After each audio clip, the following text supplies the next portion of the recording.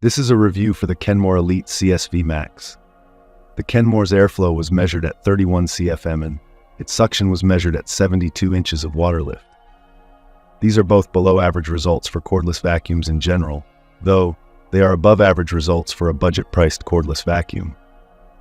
Like most other budget-priced vacuums, the Kenmore suction also drops significantly over time because its premotor filter clogs easily with fine debris.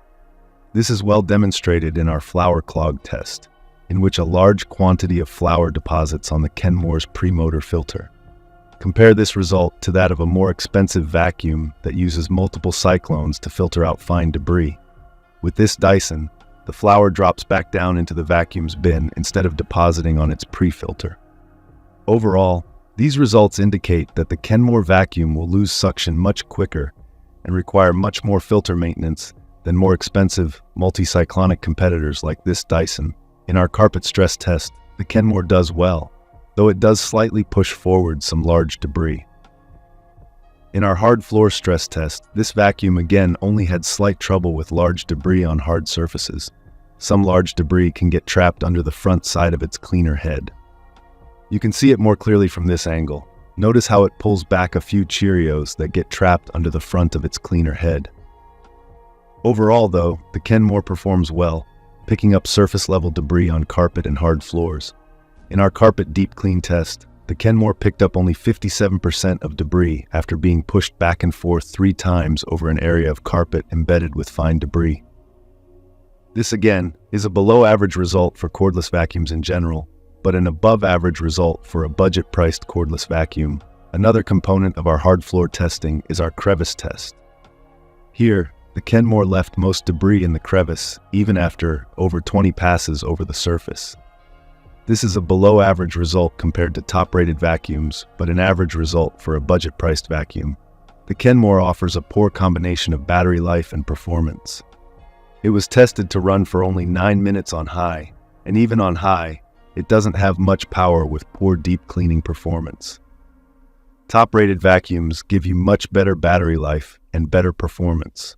Most budget-priced competitors have more battery life, but even less power on high.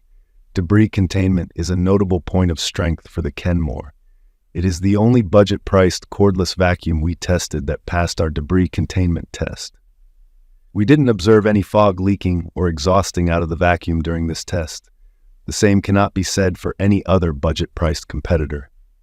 In our long hair pickup tests, the Kenmore tangled with 5% of 8-inch long hair and 70% of 14-inch long hair.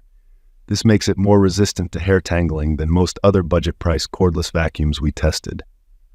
When it comes to ease of use, the Kenmore is fairly lightweight, it's comfortable to hold in the hand, and its cleaner head is easy to maneuver around furniture.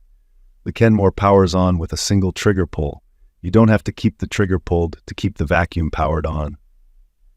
The Kenmore's bin was measured to have a maximum capacity of 650 milliliters. This is an above-average size compared to all other cordless vacuums we've tested. Summarizing the pros and cons for this vacuum, the biggest positive for the Kenmore is that it's the only cordless vacuum at its price point that we've tested that properly seals in fine debris. All other budget-grade competitors, vacuums like the Eureka Rapid Clean Pro, Ince, and Orfeld vacuums, and the Tyneco A10 failed the same test. The Kenmore also picks up most surface-level debris on carpet and hard floors very well. It also tangles much less easily with long hair than most budget-grade competitors. It's lightweight and has an above-average size dustbin. The biggest negative for this vacuum is the fact that it failed our flour clog test. Results here indicate that the Kenmore will quickly lose suction as its filter clogs up with fine debris. Its filter will also need to be cleaned and replaced frequently according to the results of this test. Another negative is the vacuum's low battery life. Moving on to general recommendations, the truth is that you really need to spend at least a few $100s to get a cordless vacuum that passes both of our most important tests, our flour clog test and our debris containment test. At budget prices, you have to concede failure in at least one of these tests. The Eureka Rapid Clean Pro is the only budget vacuum that passed our flour clog test, but it failed our debris containment test. The Kenmore Elite CSV Max is the only budget vacuum that passed our debris containment test, but it failed our flower clog test. The Eureka does have better battery life than the Kenmore, but the Kenmore is a better deep cleaner, tangles far less easily with longer hair, and comes equipped with a much larger dust bin.